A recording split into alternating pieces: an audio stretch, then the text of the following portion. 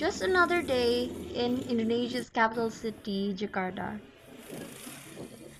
Just out of curiosity, I asked the mister in front of me, named Mr. Panaili, to take me to a place that needs attention near Binus Square, which is adorned for students from Binus University. To my surprise, he brought me to a place named Sang Timur, which is actually a place just behind Binus Square. And so we went to a different road that leads me to that place.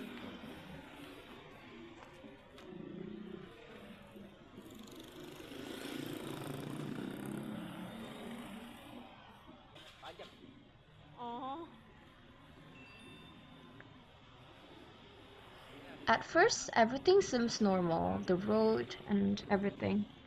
And then suddenly there's this small passageway that is different and narrower from the rest. But then it's hidden from view. Even in the middle of urbanization, an area full of development, the people I saw there were completely living a different life in a different world.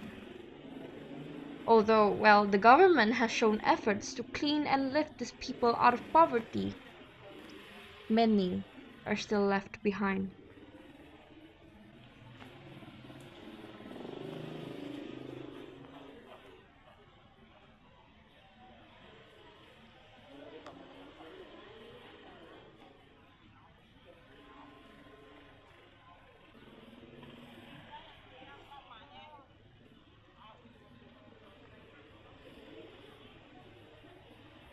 This area clearly is home to many people, though their economic capability is not the same as those who are near my place.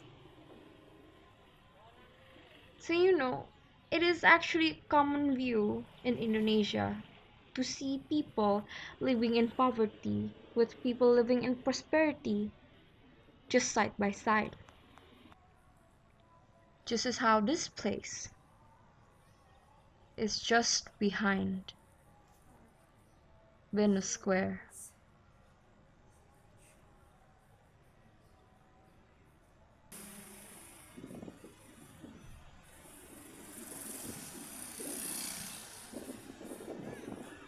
And so this is the current problem that Indonesia is facing right now. Now it's time for us to show our thoughts. To Indonesia, inequality and poverty has been a threat to fight for years. So what happens currently? There's a huge gap between the rich and the poor, and the national economy is absorbed by 20% of the richest people in Indonesia, over the 205 million of the Indonesia's population. Moreover, the World Bank warns Indonesians of the high inequality rate that may even be higher in reality as to what is compared by the Gini coefficient measurement, and it warns the government to act now. And so the government has made programs to reduce inequality and poverty, and they are BOSS, which is a financial aid given to schools, smart cards that increases access to health and education, as well as training to increase the skills needed. However, this only reduces a small percentage of poverty and inequality. These programs give easier access to education and skills that is only sufficient for work but not to solve poverty. That is because these helps that are given by the government only fulfills the physical needs of poor people through giving them jobs, money, and healthcare. However, the government failed to give any mental support for them. Without it, they are less likely to grow, as mind focuses on survivability with things that they're familiar with, as compared to growth that with the things that they are not familiar with. So this is how poor people's mentality works. According to Owen Lewis, an American anthropologist, they were raised from a background where they were open to very limited opportunities, and so this environment plants values of vulnerability and dependency, and usually they say that it is too difficult and I'd rather stay like this. They are content with whatever they have, and most of them says that I don't want anything, I just want to survive.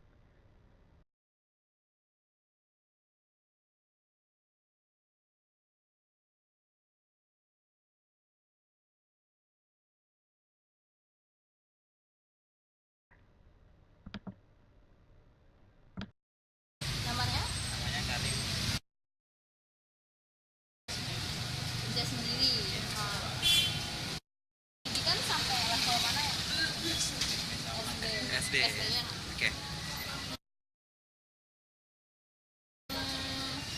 Apakah Mas merasa puas dengan keadaan ekonomi Mas sekarang?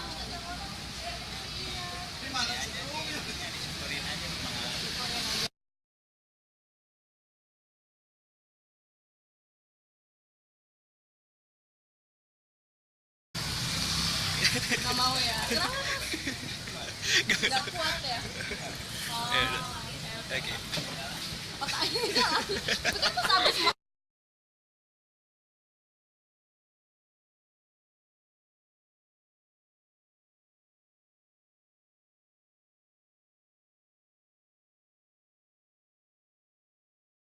Nama saya Agus.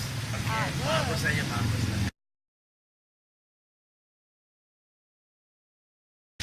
Nah, Bapak sekarang kerja sebagai apa ya? Ini aja parkir, ojek.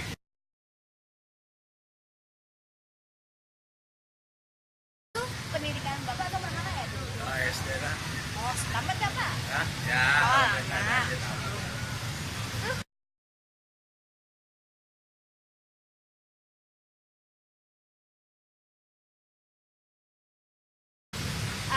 Apa Bapak merasa puas dengan keadaan ekonomi Bapak? Waduh, agak kendor nih. Agak kendor? Iya. Oh, gimana nih Pak kendornya? Kendornya sedap aja sekarang. Oh, sedap. Rasanya kalau lagi ramai kan. Oh, ya.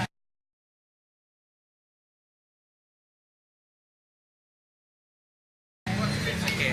Itu menurut Bapak nih, jika Bapak diberikan kesempatan untuk melanjutkan pendidikan, misalnya sampai kuliah lah gitu. Nah, itu misalnya Bapak lanjutin kuliah nih, Bapak bisa jadi manajer sebuah perusahaan yang gede. Bapak mau nggak? Oh, nah kan bisa dong Pak.